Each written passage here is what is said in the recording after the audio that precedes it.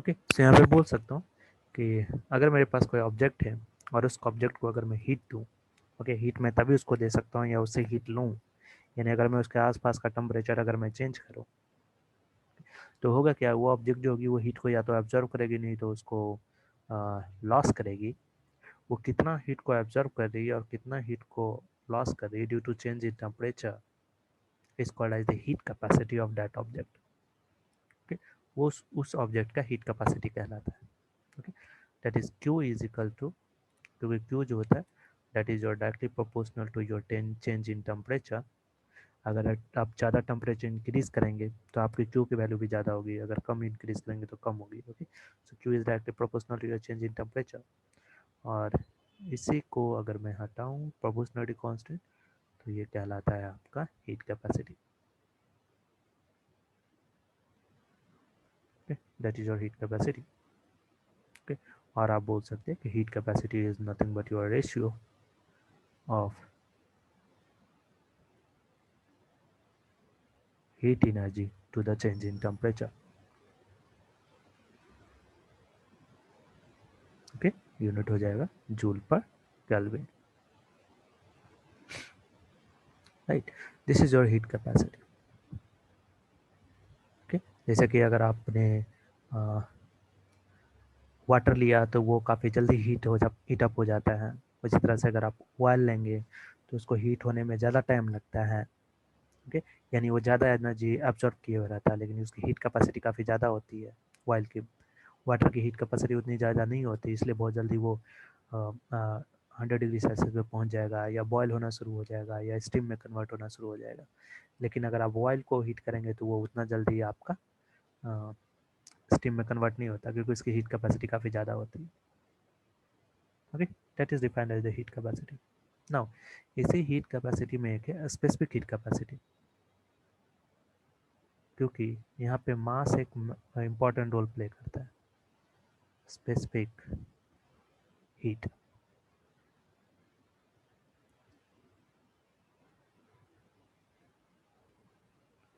Okay. अब specific heat क्या होता है, जिसको स्मॉल सी से इंडिकेट करते हैं। ये मेरा स्मॉल है,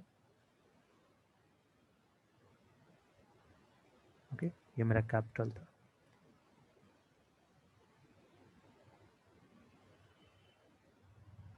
सो जस्ट लाइक अगर मैं कंसिडर कर रहा हूँ कि स्पेसिफिक का मतलब क्या है यहाँ पे, तो लेट अस कंसिडर कि आपके पास एक कंटेनर है और इसमें अगर आपने 100 ग्राम ऑफ वाटर रखा है और इसको आप हीट कर रहे हैं, this is your heat.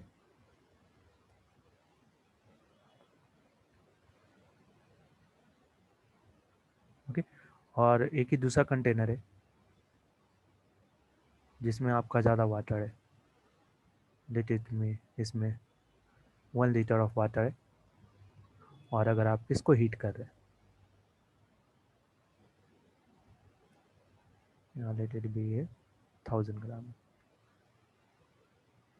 Okay, so obvious है कि इसका टेम्परेचर काफ़ी फास्टली राइज करेगा और इसका टेम्परेचर काफ़ी स्लोली राइज करेगा, क्योंकि इसमें मॉलिक्यूल्स काफ़ी ज़्यादा रहे होंगे, इसमें मॉलिक्यूल्स काफ़ी कम रहे होंगे, तो वाइब्रेशन काफ़ी फास्ट रही होगी इसमें, इसमें वाइब्रेशन कम रही होगी। ओके, जिसके कारण से टेम्परेचर मोस्टली इंक्रीज होता है।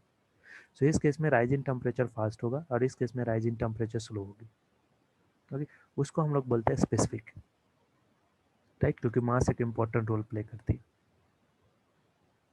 ओके, राइट, तो यहाँ पे मैं बोल सकता हूँ that is the change in temperature by 1 degree of Celsius per unit mass. Okay, the change in temperature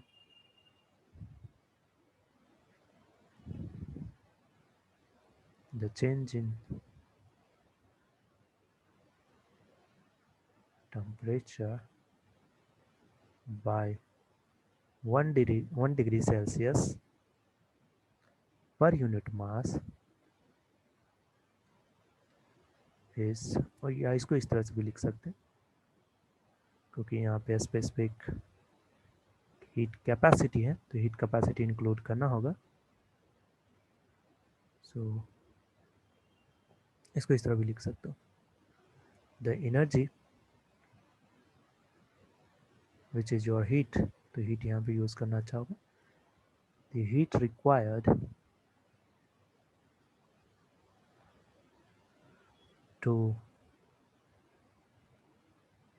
change the temperature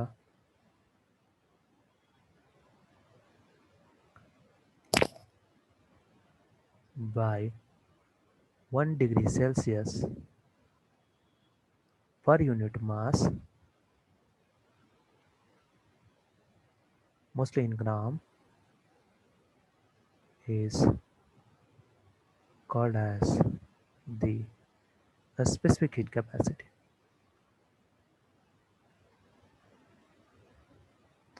Okay, right?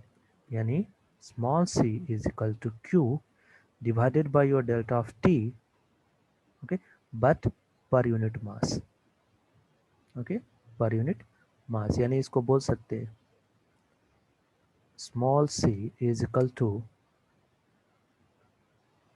capital C divided by m,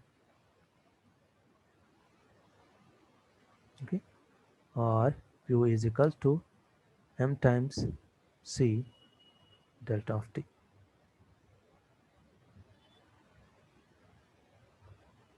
Okay.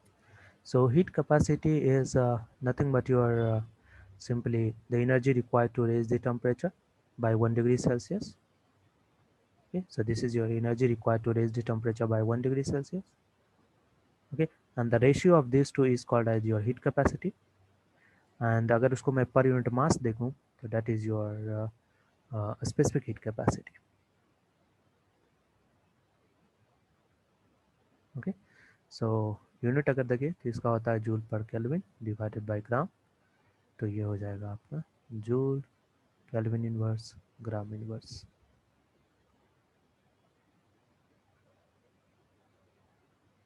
Right.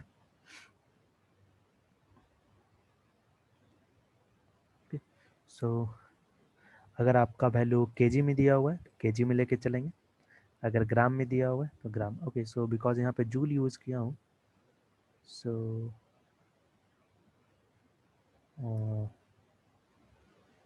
Let me use here KG. Okay, पर kilogram. Calorie use करता तो आप यहाँ पे use कर सकते थे calorie kelvin inverse ग्राम inverse. Okay, तो कुछ भी, तो ये दोनों में डिफरेंस है, स्पेसिफिक हीट कैपेसिटी और heat capacity. Mostly 1 degree temperature को राइज करने के लिए आपको कितनी एनर्जी की ज़रूरत है, हीट एनर्जी की ज़रूरत है. That defines the specific heat capacity.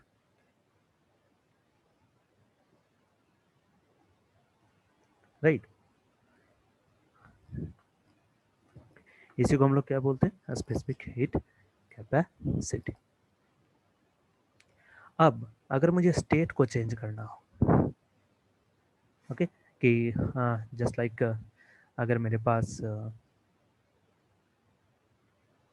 मैं कंसिडर कर रहा हूँ कि अगर मेरे पास आइस है और आइस को अगर मैं हीट करना शुरू किया, तो जब आप आइस को हीट करेंगे, ओके, तो वो वाटर में कन्वर्ट होगा. राइट ना. ओके, सो यहाँ पे यहाँ पे स्टेट ट्रांसफॉर्मेशन होती है. ओके, उसको फिर हम लोग बोलते हैं लेटेंट हीट. ओके, उसको हम लोग बोलते हैं लेटेंट हीट.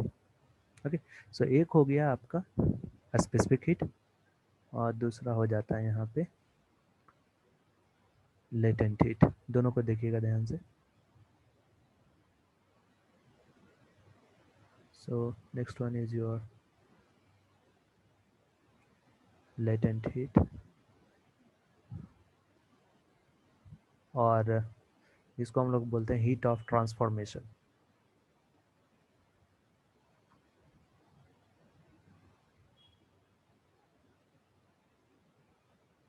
ओके, सो यहाँ पे दो तरह से एब्जॉर्ब होगा, एक है हीट कैपेसिटी और स्पेसिफिक हीट कैपेसिटी, और दूसरा है आपका लेटेंट हीट और हीट ऑफ ट्रांसफॉर्मेशन. ओके, सो ये क्या होता है, तो स्पेसिफिक हीट में आपने देखा कि टेम्परेचर चेंज होगा, लेटेंट हीट में आपका स्टेट चेंज होगा. Okay, so the energy, the heat which is your energy required to change the state of the object. तो मोस्टली यहाँ पे स्टेट मतलब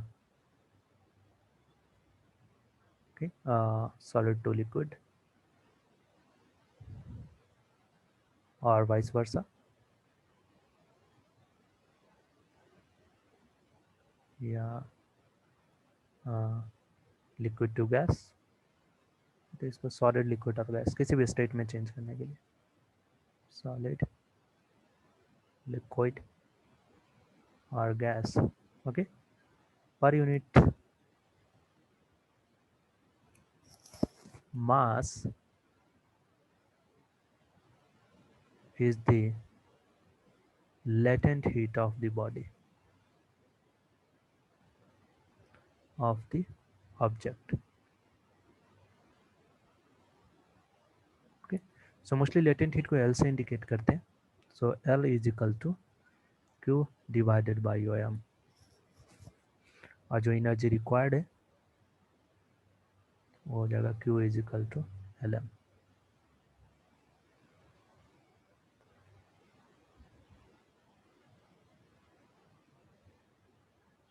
ओके, सो जब हीट यानी जब टेम्परेचर चेंज हो रहा हो तो स्पेसिफिक हीट, और जब स्टेट चेंज हो रहा हो तो लेटेंट हीट. याद रखिएगा. ओके, जब आपका टेम्परेचर चेंज हो रहा हो तो स्पेसिफिक हीट, और जब स्टेट चेंज हो रहा हो तो कौन सा यूज़ करते हैं हम लोग, लेटेंट हीट. अब यहाँ पे दो स्टेट चेंज हो सकते हैं वाटर के केस में देख रहा हूँ. एक कहलाता है आपका it is your heat of fusion. इसको मोस्टली बोलते हैं L of F. Okay, so mostly यहाँ पे होगा क्या, सॉलिड टू लिक्विड और liquid to solid, state change होगा. ओके, या राइट. तो यहाँ पे लिख सकता हूँ when state change is from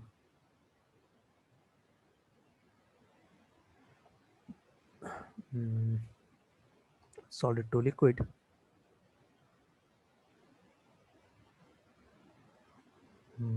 or no, liquid to solid. Okay, the heat of transformation, the heat of transformation is called heat of fusion, is called heat of fusion. Okay, right. तो ये same formula होता है मगर केवल यहाँ पे हम लोग यूज़ करते हैं Q is equal to L of F into M. M is your mass. Okay. M is your mass in kg. Okay, this is in joule. Okay, अब यहाँ पे एक चीज़ है, अगर वो सॉलिड टू लिक्विड हो रहा है तो यहाँ पे आपका जो हीट है ओके वो एब्जॉर्ब्ड होगा. इट इज एब्जॉर्ब, तो हम लोग यूज़ करेंगे प्लस ऑफ Q. और जब लिक्विड टू सॉलिड हो रहा हो तो हीट जो है वो लॉस होगा. ओके, या रिलीज होगी इसको यूज़ करेंगे माइनस ऑफ क्यू, इसको याद रखिएगा, plus of Q and minus of Q, solid to liquid, liquid to solid. ठीक है, फॉर्मूला सेम यूज होगा। उसी तरह से होता है heat of vaporisation, heat of vaporisation, इसको यूज करते हैं L V. Okay, so mostly यहाँ पे हम लोग देखेंगे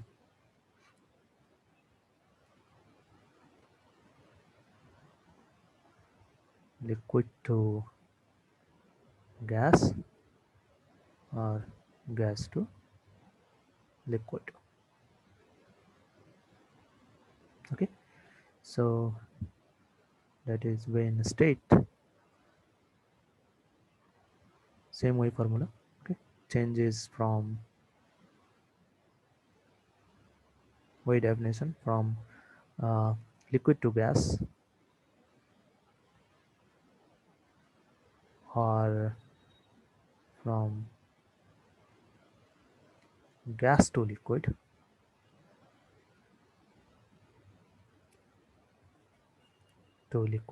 Okay, the latent heat or heat of transformation is called heat, latent heat of vaporization or heat of vaporization। Simply vaporise करने के लिए जो हीट चाहिए उसको हीट ऑफ वेपोराइजेशन हम लोग बोलते हैं। सेम फार्मूला होता है मगर केवल यहाँ पे Q is equal to use करते हैं एल वी हम। Okay, this is your latent heat of vaporisation in joule. फिर से यहाँ पे एक चीज़ है, अगर liquid to gas, so heat is absorbed, तो यहाँ पे यूज करेंगे plus Q and gas to liquid it is released minus Q।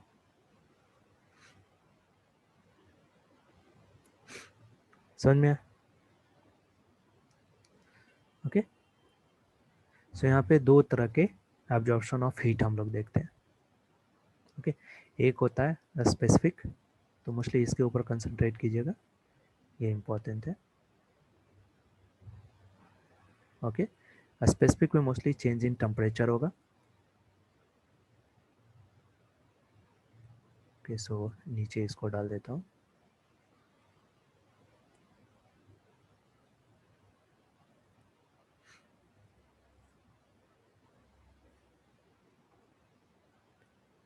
So this is in note, specific क्या होगा, change in temperature,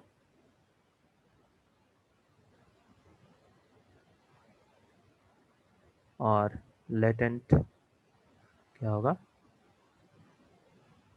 change in state. ठीक है, अगर temperature high से लो हो रहा है so plus Q, low to high हो रहा है, लो टू हाई हो रहा है plus Q, high to low हो रहा है माइनस Q। तो यहाँ पे भी लिख देता हूँ। Okay, so low to high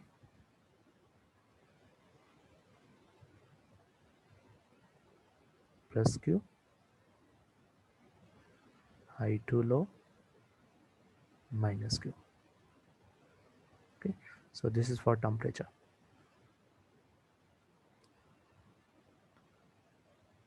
तो प्लस Q माइनस Q याद रखिएगा, plus Q heat is absorb, minus Q heat is released. कोई डाउट है इसमें? ये पहले भी आप पढ़ चुके हैं।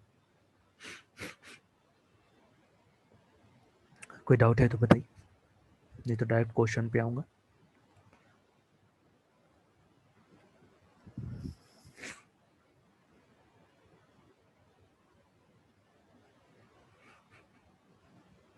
कोई डाउट किन्हीं को? स्पेसिफिक में या लेटेंट में? No sir. ओके, सो यहाँ पे मैं एक चार्ट दे देता हूँ क्योंकि चार्ट आपको दिया हुआ रहेगा और फिर उसी से क्वेश्चन बनाते हैं। सो एक क्वेश्चन यहाँ पे देखते हैं। सो पहले मैं चार्ट दे देता हूँ आपको।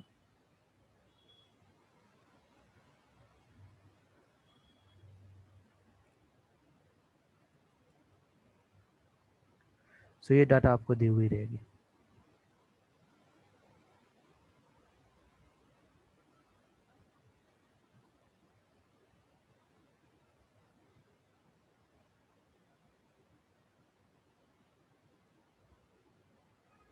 ओके, ये डाटा मोस्टली आपको दी हुई रहेगी।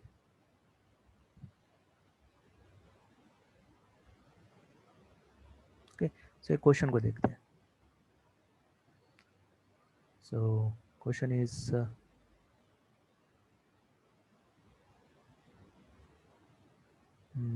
how much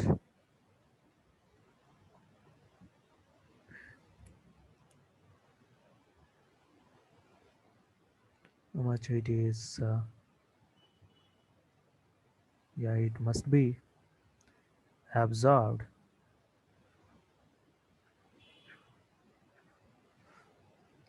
by water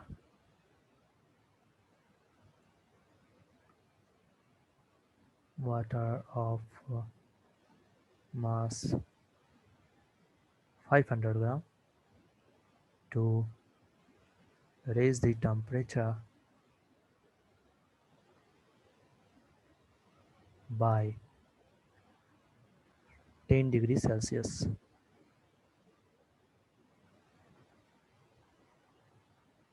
If okay, so data दिया हुआ है ऊपर। सो इसका आंसर निकाल सकते हैं, एक बार इसका आंसर निकालिए, क्या होगा?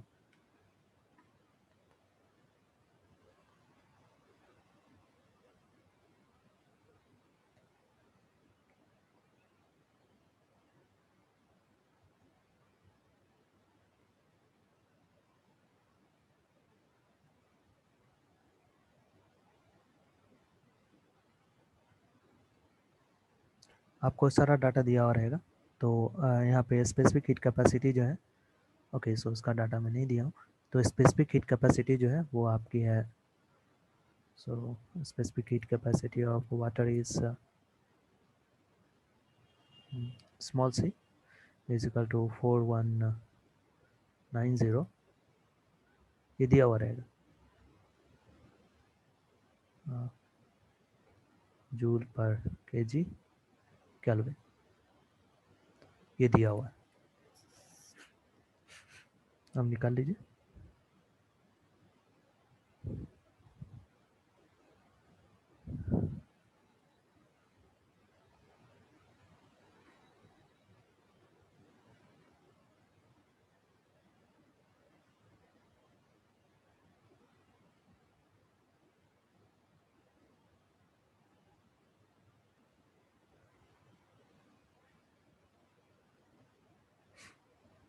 कितना होगा? ओके, कौन सी एनर्जी यूज करेंगे, स्पेसिफिक वाली या लेटेंट वाली?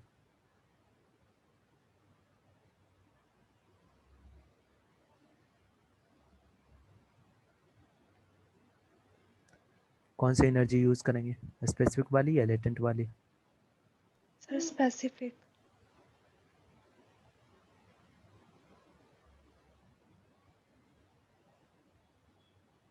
कौन सी?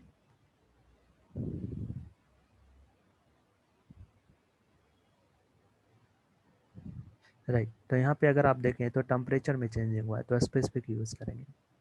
ओके ना, तो मैं सीधा बोलूँगा Q is equal to C M times of delta of T. Change in temperature 10 degree Celsius है तो केल्विन और सेल्सियस में सेम होता है चेंज इन टेम्परेचर। सी की वैल्यू है 4190, वहाँ से 500 ग्राम, इसको केजी में कन्वर्ट करना होगा तो डिवाइडेड बाई 1000 क्योंकि केजी में है ये, और डेल्टा ऑफ टी जो है वो 10 हो जाएगा joule. Change in kelvin, change in Celsius is same, delta T in kelvin और सेल्सियस इज सेम। ओके, सो इसको सॉल्व करेंगे। तो सॉल्व अगर किया तो ये गया, ये गया, ये हो जाएगा 5, ओके सॉरी 5। सो आपकी वैल्यू आ जाएगी 0, 9 5 45, 9 20 जूल या 20.9 किलो जूल। तो इतनी मुझे एनर्जी की रिक्वायरमेंट होगी। ओके, उसी तरह से question, how much energy is absorb या हीट is absorbed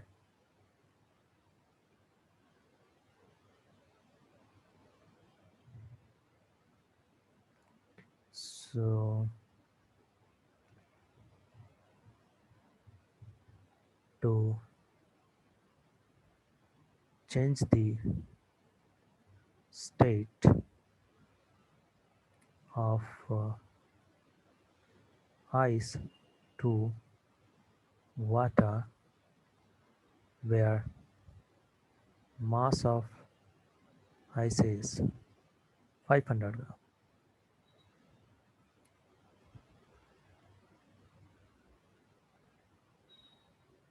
तो इसका कितना हो जाएगा? अगर हीट ऑफ फ्यूजन जो आइस का है वो है आपका दिया हुआ रहेगा। Okay, that is your 333, yeah I think। okay, so heat of fusion of water is equal to 333 kilojoule per kg।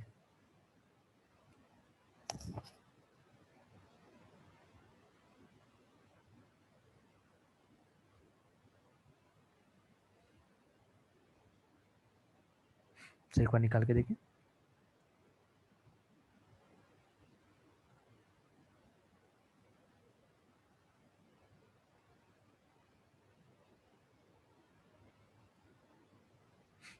कितना आएगा?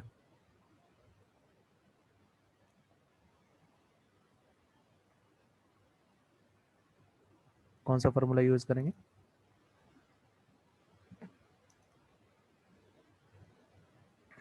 स्पेसिफिक हीट या लेटेंट हीट। सो अभी ऐसे डाटा लेटेंट हीट का ही दिया हुआ। सो ये हो जाएगा Q is equal to L of F into M. So 333 kilo joule में है। ओके, सो आंसर भी किलो जूल में ही निकाल लेंगे।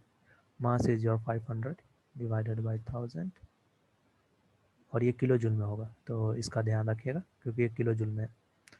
सो ये आ जाएगा 2166.5 से हो जाएगा 166.5 किलो जूल। आप चाहे तो ग्राम भी बना सकते हैं। ओके, सो ग्राफ इस तरह से, this is your Q, this is your temperature. तो इस केस में let this one is your 0 degree. तो इस केस में टेम्परेचर में कोई भी चेंजिंग नहीं होगा, ये केवल स्टेट चेंज होगा। यहाँ रहा होगा आइस और जब वो 166.5 किलो जूल आएगा तो ये कन्वर्ट हो जाएगा वाटर, राइट। इस केसेस में ऊपर वाला अगर मैं ग्राफ बनाऊं, सो ये है टेम्परेचर इन केल्विन, ये है क्यू। तो इनिशियली वो था कुछ टेम्परेचर पे था, लेकिन टेम्परेचर 10 डिग्री का राइज हुआ है। सो लेट यहाँ से यहाँ मेरा 10 डिग्री सेल्सियस है, दिस इज इन सेल्सियस। तो आपने कुछ एनर्जी को एब्जॉर्व किया तो ये ग्राफ इस तरह से जाएगी।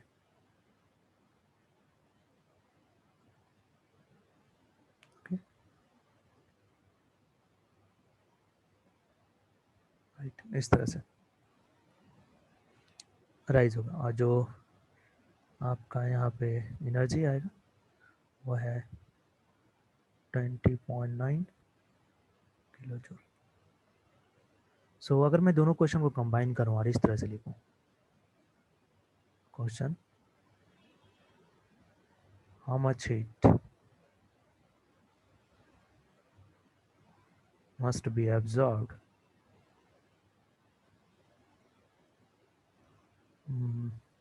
by ice of mass 500 gram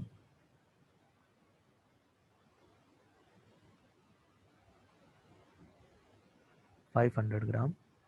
Okay, so to take it to liquid state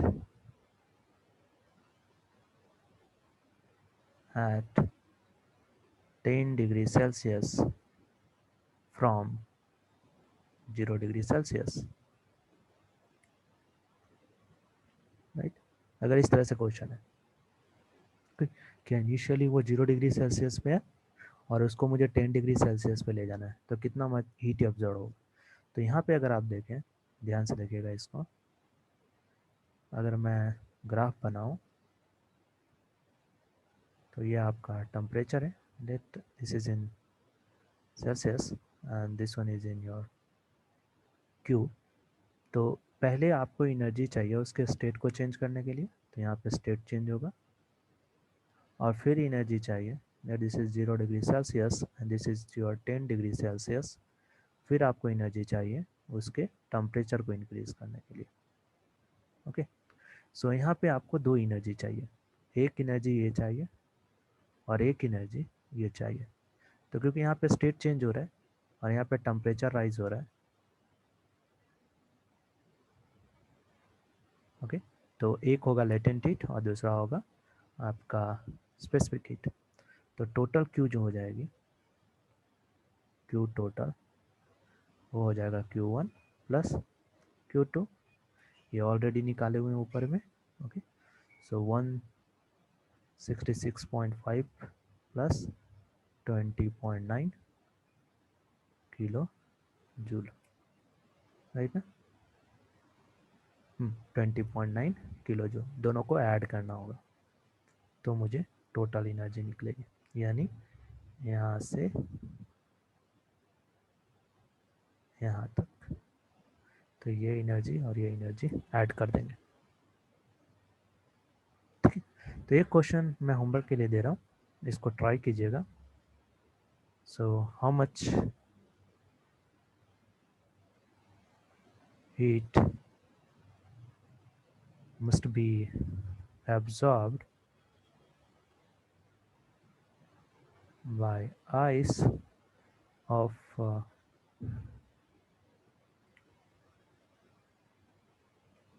mass 500 gram, okay, at minus 10 degrees Celsius to take it to liquid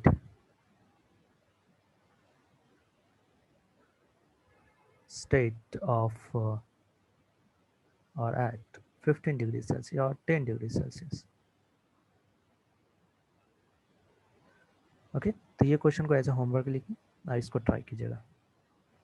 also draw the graph, also draw temperature versus energy या temperature versus heat graph.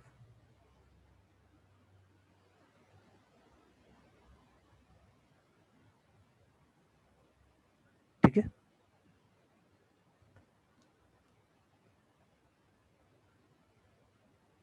कोई doubt?